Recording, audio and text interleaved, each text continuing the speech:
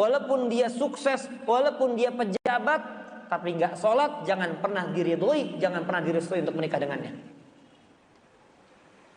Bahkan sebagian ulama mengatakan Bismillahirrahmanirrahim.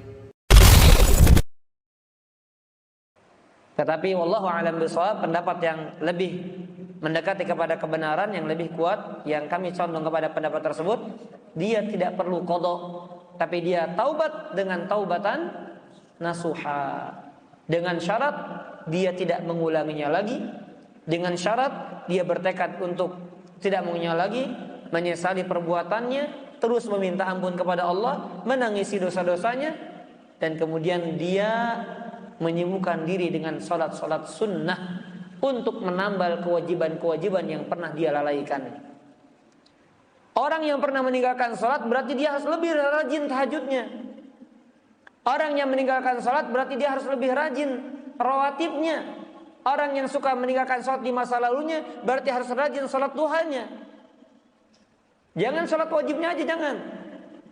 Apa yang akan membuat dia tertutupi dari kekurangan-kekurangan wajib yang dia tinggalkan secara sengaja? Bapak Ibu azan ya Allah ya ajmain, perlu kami sampaikan walaupun banyak komentar yang buruk. Inilah kita dihadapkan dengan netizen-netizen yang merasa lebih berilmu daripada ulama. Saya lihat komentarnya ketika saya mendapatkan video tersebut, seolah lebih pintar daripada ulama.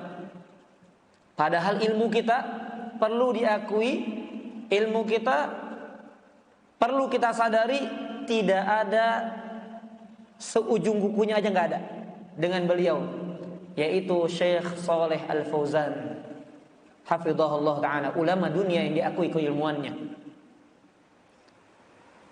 Suatu ketika beliau pernah ditanya melalui telepon oleh seorang ibu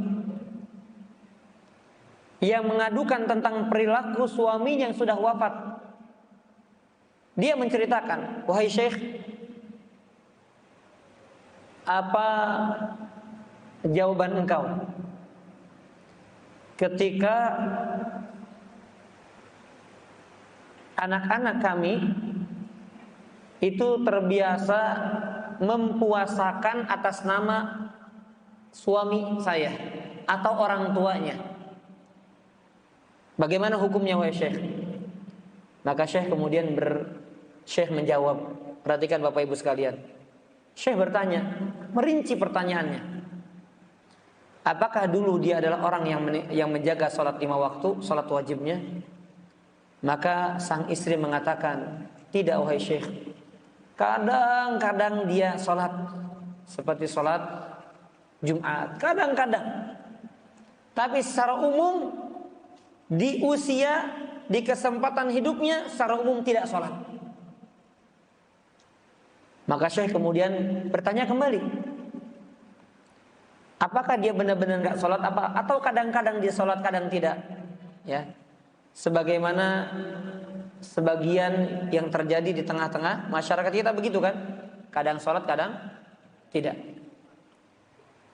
Maka Syekh mengatakan, apakah suami tersebut yang sudah wafat benar-benar tinggalkan sholat? Maka kemudian kata istrinya, ya, bahkan nggak pernah sholat berjamaah di masjid. Kalaupun sholat di rumah, itu pun dalam seumur hidup terhitung 1-2 kali saja paling. Maka kemudian Syekh mengatakan, maka suami tersebut tidak boleh orang bersedekah atas nama dia, tidak boleh dimintakan ampun untuk orang tersebut. Allahu Akbar. Sampai segitunya fatwa Syekh Shalih Fauzan. Karena memang ada sebagian ulama yang tegas, orang meninggalkan sholat sekalipun karena malas dan dia masih meyakini kewajiban, kalau benar-benar dia tinggalkan dalam seumur hidup sekalipun, ya saya yakin ini wajib tapi saya malas, tapi nggak pernah dikerjakan sama sekali, maka kata para ulama apa? Kufur dia, murtad dia. Sebagian ulama bahkan mengatakan tidak boleh dikafani, tidak boleh dimandikan, dan tidak boleh dikuburkan di kuburan kaum muslimin. Maka tidak pantas wanita menikah dengan laki-laki yang tidak sholat, nggak pantas. Kita kalau sudah mencapai usia, sudah mencapai waktu di mana kita menjadi wali anak-anak wanita kita. Jangan sampai kita menikahkan anak-anak perempuan kita dengan orang yang walaupun dia kaya, walaupun dia sukses, walaupun dia pejabat, tapi nggak sholat. Jangan pernah diridhoi, jangan pernah direstui untuk menikah dengannya. Bahkan sebagian ulama mengatakan tidak ada dosa, bahkan bisa menjadi keharusan ketika seorang itu tahu suaminya adalah orang yang suka meninggalkan sholat. Tidak pantas menjadi suami, tidak pantas menjadi pemimpin, nggak pantas. Ancamannya kufur, Bapak Ibu. Ancamannya kufur. Apa kata Nabi SAW? Al-ahdu bainana wa bainahum as-salah, faman tarakaha faqad kafar. Perjanjian antara kami dengan orang kafir mereka adalah salat. Barang siapa yang meninggalkannya maka dia telah kafir. Ini fatwa, ini pernyataan dari siapa? Nabi langsung SAW. Maka Bapak Ibu sekalian, sekali lagi, dulu kita yang pernah berani meninggalkan sholat, walaupun sudah meyakini akan kewajibannya, ditinggalkan karena malas yang ada pada dirinya, maka hendaknya dia bertobat kepada Allah, terus sesali dosanya, karena ancaman dipecahkan kepalanya masih ada di hadapannya.